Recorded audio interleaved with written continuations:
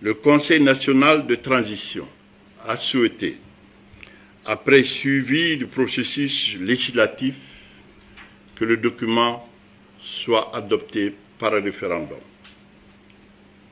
C'est une suggestion de leur part. Le deuxième point, il nous a été demandé 3 prérequis indispensables à l'application de la charte.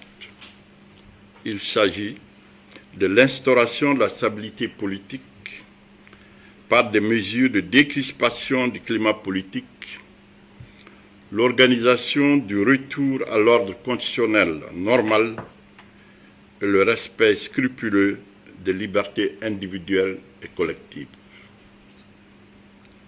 3. Assurer la régularité de l'octroi aux partis politiques de l'aide financière inscrite au budget de l'État. 4. Mettre fin à la campagne en cours de dénigrement des partis politiques. Nous avions naturellement posé la question qui dénigre qui. Mais il était important que nous vous soumettons cette question.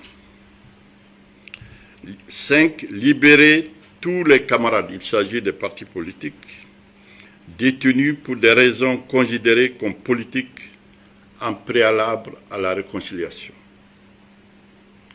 Assurer la participation des leaders politiques résidant à l'extérieur aux consultations.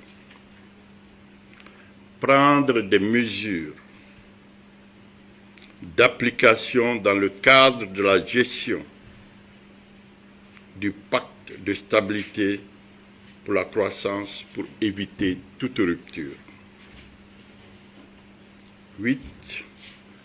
Décrisper le climat entre les organisations fêtières de la presse et la haute autorité de la communication, découlant du non-paiement des redevances jugées trop élevées dans le contexte actuel de crise et la fermeture de nombreux organes de presse. 9. Accorder plus d'attention aux griefs émis par les fêtières de la presse contre le gouvernement, notamment non-allocation